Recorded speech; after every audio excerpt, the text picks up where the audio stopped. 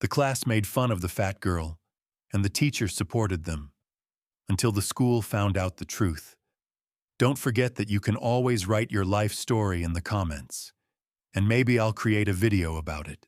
In a deserted American town, where every day is like the previous one, lives a girl who almost no one notices, except those who laugh at her. Her name is Victoria. She is overweight, has a different outlook on life, and a strange habit of carrying a white judo belt with her, as a reminder of herself.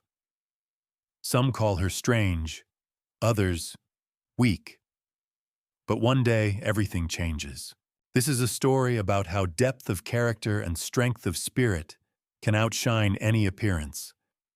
But believe me, before Victoria gains respect, she will have to go through a path where she will have to choose to hit or to forgive, to break or to stand firm. Hayville, Ohio is a town where nothing changes. No new stores open, no apartment buildings are built, no festivals are held. People leave, and those who stay look at the floor. You can walk a block on the streets and not see a single smile. On the corner of Savage Street, just across from the crumbling cinema, lived Victoria Harris, a 14-year-old girl with a round face, perpetually tangled hair, and a heavy backpack made even heavier by her broad shoulders. People knew about her, but almost no one really spoke to her. At school, they simply called her that girl, the one with the fat legs, the one who didn't speak, the one who carried a white judo belt in her backpack. Every morning she walked past the old train station, now with rusty carriages and a sign that said, "Closed." Victoria looked at them as if she was looking for an answer. Why was she stuck in this place? The school bus creaked to a stop. She walked up the steps, meeting sidelong glances. In the middle of the bus, as always, sat Kaylee, a slender blonde with a face perfect for a magazine cover. She was the one who started each morning with a line like, "Look, the sofa went into the bus. Be careful, Vic. The bus isn't made of rubber." Laughter. Half the bus, including those who knew it wasn't funny, laughed. And Victoria kept walking, not because she didn't care, but because she'd learned to keep quiet over the past year. Victoria sat down in her seat, the very back one by the window. She put on her headphones. But the music didn't help. Kaylee's words didn't pass by. They stayed inside like splinters. After school, she worked cleaning floors and tables at Pete's Grill. It smelled of grease, onions, and coffee. Pete was the only one who spoke to her without irony. "You keep coming back here like you like it," he said one day, pouring her a glass of water. "I just like it when everything is under control," Victoria replied. Control. That's what she was looking for. In her body, in her mind, in her life. Even though she didn't really have any of it. Every Wednesday and Friday after work, she would go to an old building on the edge of town. No sign, peeling walls. There, among the torn mats and stale air, was the only gym in all of Hayville. It was here that she practiced judo. The trainer, Mr. Landon, looked like he didn't care. He rarely smiled, didn't praise, didn't pity. But that's what Victoria liked about him. He didn't look at her as the overweight girl. He looked at her as a student. "The capture is not in the strength of the arms," he repeated. "It's in the intention. If you don't have a goal, you'll fall first." She remembered everything. Repeated, fell, and got up. Not for a medal, not for victory. Just to remember. She is capable. One day after practice, she stayed behind to help clean up. Mr. Landon came up to her and suddenly asked, "Do they tease you at school?" She looked up in surprise. "Yes," she said quietly. "All the time." He nodded. "And you don't fight back." "I don't want to fight. I want not to be like them." He didn't say anything. He just looked and left. But there was a strange, approving silence in that look. The next day at school, everything was as usual. In the hallway, Kaylee stopped her at her locker. "Hey, fat girl, your backpack fell apart again. Buy yourself a normal one, not a military one." But Victoria didn't answer. She looked into her eyes, not with hatred, not with fear, just looking. At that moment, Kaylee took a step back, a small one, almost unnoticeable. But Victoria noticed it. Something was starting to change. That evening, Victoria sat by the window in her room and looked out at the street. The streetlights were dimly shining, illuminating the empty sidewalk. There were hardly any cars. Only the sound of the neighbor's television could be heard from afar. Her mother had long since fallen asleep. She worked in a warehouse, got tired quickly, and fell asleep early. Victoria took her white belt out of her backpack. It was slightly yellowed, with hooks along the edges. For others, it was just a piece of fabric. For her, it was the beginning of everything. It was the beginning of a journey that no one but her had seen yet. She held it in her hands and thought, not about revenge, not about victory, but about wanting to stop being a target, to stop being that girl. She didn't want to be like Kaylee, but she couldn't be invisible anymore either. More than anything, she wanted someone in this town to understand that she wasn't just strange, not just different.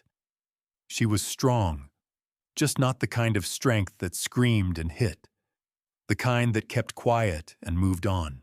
The next day in the cafeteria, there was a note slipped under her tray. "Do everyone a favor and go on a diet." Handwritten, Kaylee. Of course, Kaylee. Victoria took the note, folded it in half, and walked over to the trash can. She threw the paper down, straightened up, and looked at the table where Kaylee and her friends were sitting. And for the first time, she didn't look away. Kaylee grinned cheekily, but her hand instinctively moved under the table. After school, Victoria went to the gym. The training went on as usual. Mr. Landon told her to practice the shoulder throw. But at some point he stopped the training and called her over. "You started to look differently." In terms of? Not like those who are afraid. Not like those who want to hit. You're just ready. These words sounded unusual, as if someone for the first time saw in her not just strength, but inner readiness. On the way home, she walked not with her head down, but straight. Past the train station, past the old store where the lights had long since gone out, past everything that had once seemed oppressive. Not today. Today she felt the ground hardening beneath her feet.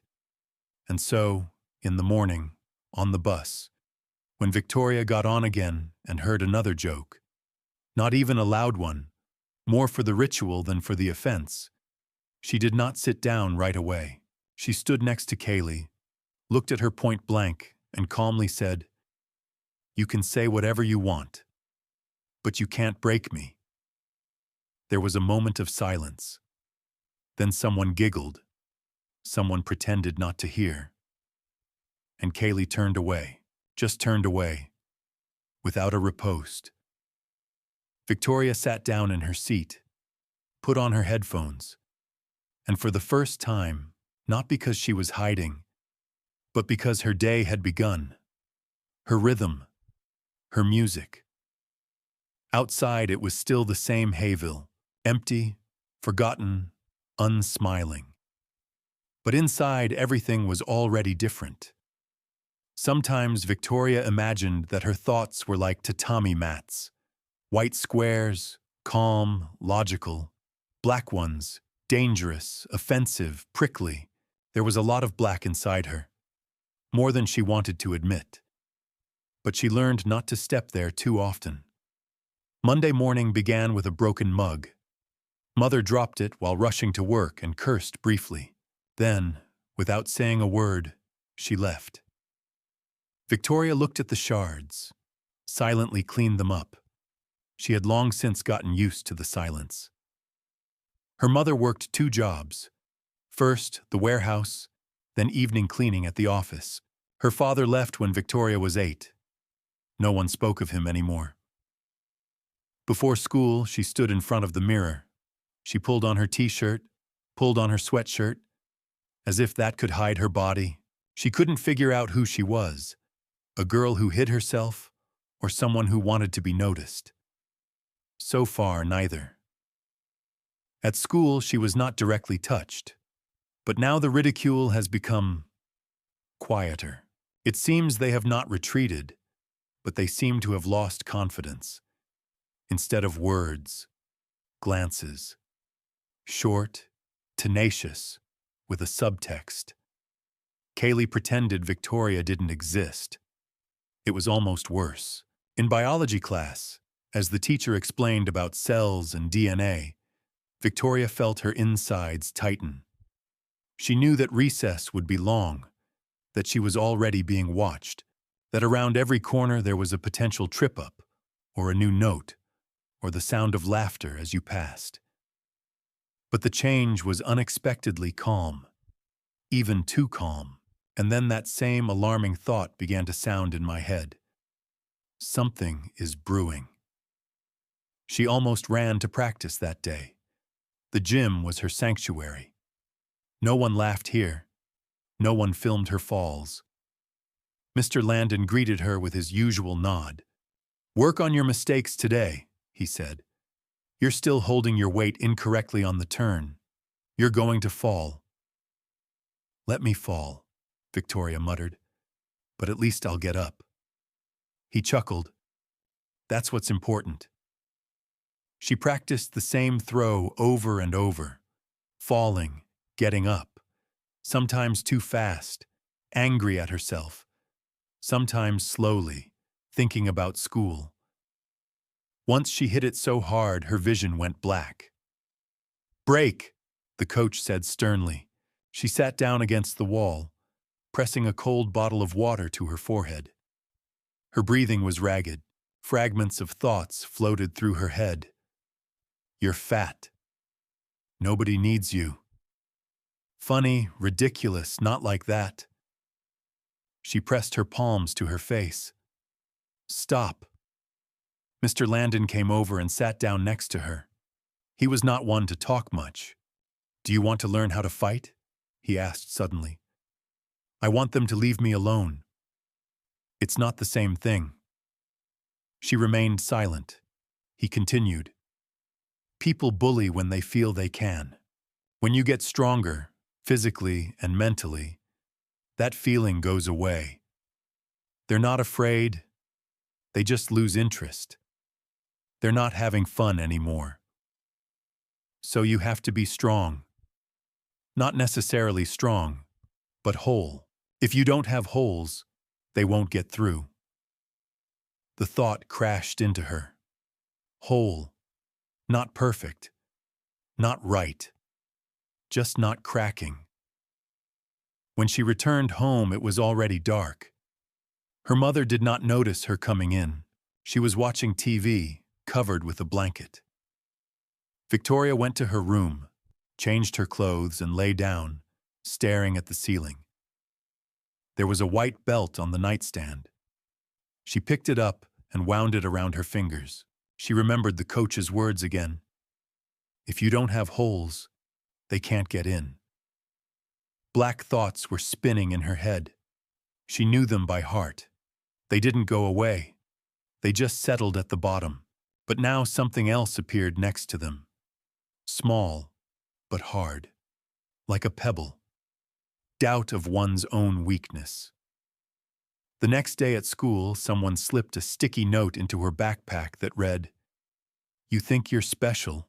You're just fat." She pulled out the paper and looked at it for a long time. Before, she would have torn it up in anger, or hidden it so that no one would see. Now she just folded it in half, put it in her pocket, and went to class. Not because she didn't care, because she decided how to react. Not them. In the third week of October, snow suddenly fell in Hayville. Early, wet, sticky.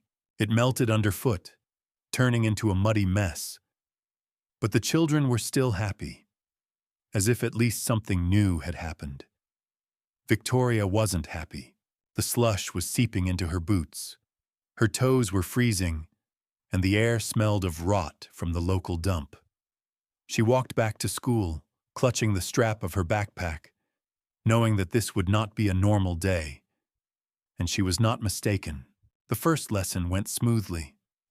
The second, too. But on the third, just before the bell rang, the teacher, Mrs. Jenkins, called Victoria to the board. And while she was solving a problem, she heard the faint click of a telephone from behind her, then a whisper and a slight chuckle. Victoria's heart sank. After class, she saw someone quickly put away their phone. No one spoke to her. Not a word. And that was more disturbing than any ridicule. The break stretched on for an eternity. She walked down the hallway like a minefield. It seemed like everyone knew something you didn't. And they weren't just smiling for no reason.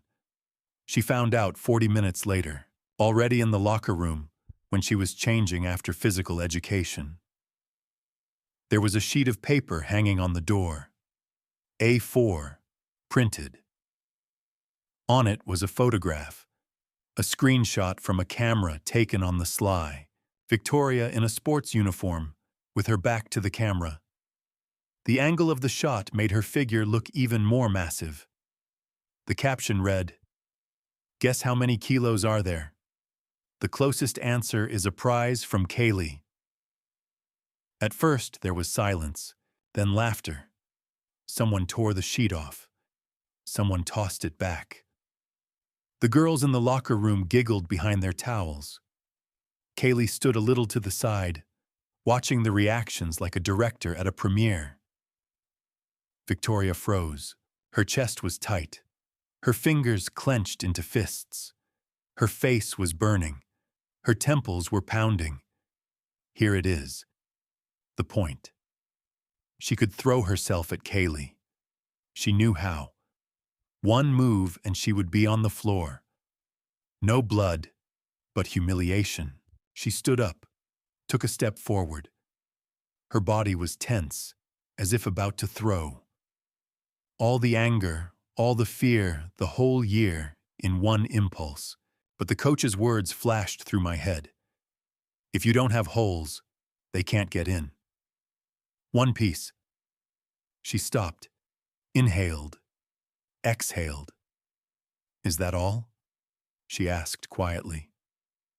Kaylee raised an eyebrow. What? Is that all you can do? Silence. No one expected words. Everyone expected a fight. Or tears. Victoria looked at the sheet, picked it up, carefully folded it, put it in her backpack. Too bad. I thought you were smarter. And she left the locker room. Evenly. Calmly. Without rushing. She sat through the lesson in silence, clenching her teeth. It became physically difficult to be in school. When the bell rang, she walked out as if she had just been in a fight. On the street, she was caught up by Noah, a quiet boy from the front row who usually sat by the window, drew in notebooks, and didn't interfere with anything. "Hey," he began awkwardly. I saw what happened. She turned around, ready to hear another taunt, but there was none. "And you did a great job," he added. I probably would have exploded. She narrowed her eyes slightly. I wanted to, but I didn't. This is cooler. He walked alongside until the turn. Then he said, "If anything, I can delete those photos. I think I know who posted them." "No need," Victoria replied. "Let them stay. I'm not hiding." He nodded and left, and inside, for the first time in a long time, she felt a little lighter. She was silent during training, but her movements became clearer. Her gaze became focused. Mr. Landon noticed it. Did something happen? It was a test, she answered briefly. And? I held out. Not perfectly, but honestly. He nodded. Then you're moving faster than you think. Later, at home, lying in bed, Victoria replayed the day. Words, looks, that very sheet of paper. She knew it wasn't over, but now she had her first real result. Not victory, but resilience. Not applause, but inner self-respect. She didn't hit. She didn't lose her temper. She didn't run away. She remained herself. And it was this, albeit quietly, that began to change everything around. The Hayville School Fair was one of the few events that somehow broke the usual boredom. Paper garlands were hung in the gym. Teachers baked muffins. Someone sold old toys and comics. Local clubs set up stands. Chess, science, theater. This year, everything was according to the template, except for one thing. Victoria decided not to hide. She came, without a hood, in a clean shirt and jeans, and for the first time, with her hair in a ponytail. She knew Kaylee and her entourage would be there, but she wasn't going to leave.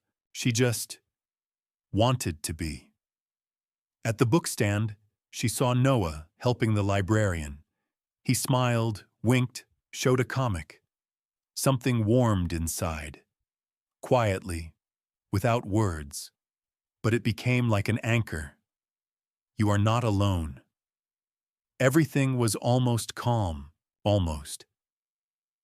As she was leaving the hall and approaching the drinks counter, a familiar voice was heard behind her.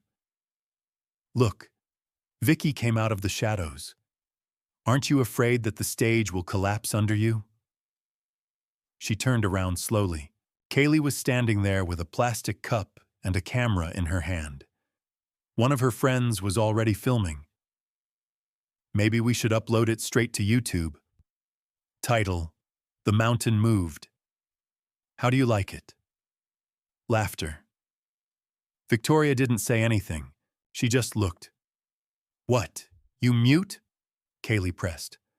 Or did the coach teach you to keep your mouth shut? Pause. Then, a step forward. Not in the face. Not a fist. Just a step. And a look. Straight. Stop it, she said calmly. Just stop. Kaylee chuckled and suddenly gave her a sharp push on the shoulder. And if I don't want to? It was the same movement that Victoria had practiced hundreds of times. Automatically, without rage, without malice. Just a reaction. She caught her hand, turned. Kaylee's weight went forward, and in a split second she was on the floor. Not painful, not rough. Gently. The control position, just as she'd been taught. The room froze. Kaylee's friends gasped. The camera turned off. Victoria let go and stood up. I don't fight, she said. I just don't let myself be pushed. Kaylee looked up. There was no fear in her eyes, but there was something she had never seen before. Confusion. The teacher came up a second later. He asked if everything was okay. Victoria nodded calmly. We're already done.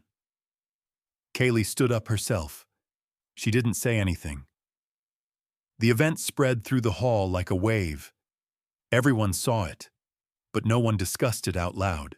There was no laughter, no rumors. Just silence. Respectful. Or maybe appraising. In the evening, Victoria was sitting on the steps of the house. Noah came up and sat down next to her. He handed her a can of soda. I saw it, he said. It was not like in the movies, but as it should be. She chuckled. I didn't want to. Seriously, I just couldn't do it any other way. That's exactly why it worked. Silence. Then he asked, "Were you scared?"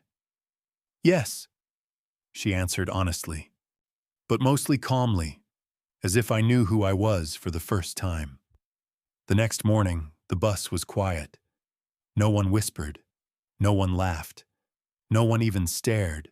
When Kaylee walked up the steps, alone and unaccompanied, and past Victoria, she said nothing. She just nodded, almost imperceptibly. But Victoria saw it. It was not an apology. It was a confession. After the fair, life at school changed. Not immediately, not abruptly, but as if someone had quietly turned up the volume. The ridicule died down. The looks became different, not friendly, but wary and respectful. Victoria was no longer a girl to be ridiculed. She was now simply left alone. And that was enough. Kaylee kept her distance. Sometimes their eyes met. Not enemies, not friends, different planets, in whose orbits there were no more collisions. The teachers noticed changes. Victoria began to raise her hand more often. She responded to answers more calmly. She looked at the floor less. She did not strive to be in the center, but her presence began to be felt. One day in social studies class, when they were discussing the topic, "What is force?" Victoria raised her hand.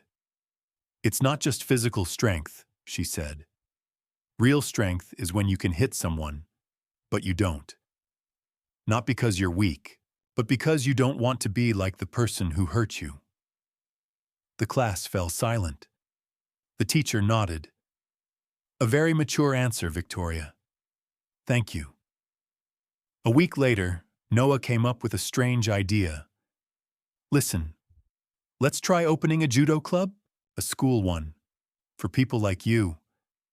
Well, I mean, like you were." She smiled. "You didn't offend me. You're right." They wrote an application. The director was skeptical at first, but then he watched the video from the fair. Yes, someone did film that moment, but published it not as a mockery, but as an example. And suddenly the idea stopped seeming strange. The club opened. Modestly, in the gym on Fridays, after school. 3 people came first: a boy from 6th grade, a girl from 7th, and unexpectedly, one of Kaylee's former friends, named Jess. Victoria said nothing, just handed her the belt and nodded. The old days were forgotten. It didn't matter here. Mr. Landon came to watch the first lesson. He stood against the wall, silently, as usual. But after the lesson, when everyone had left, he came up to Victoria and said, "Now you can teach others. It's more than a throw. It's an influence." She nodded and smiled for real. Spring came quietly to Hayville, as if it didn't want to interfere. The grass was greener. The plastic siding was being removed from the houses. Someone had painted the bench outside the store. People still walked quickly, but now some started saying hello. Victoria stood by the bus window and watched the snow melt along the road. Music was playing in her headphones, but she wasn't thinking about it. She remembered that very note, the photo, the laughter in the locker room, and she remembered that she hadn't broken down. Now there was a different silence inside her. Not muffled, not oppressive, but stable like roots, like a foundation. And even if her body still didn't fit the standards, even if her voice still sounded quiet, even if she didn't become popular, she became herself. And now she knew. You don't have to be like everyone else to be worthy.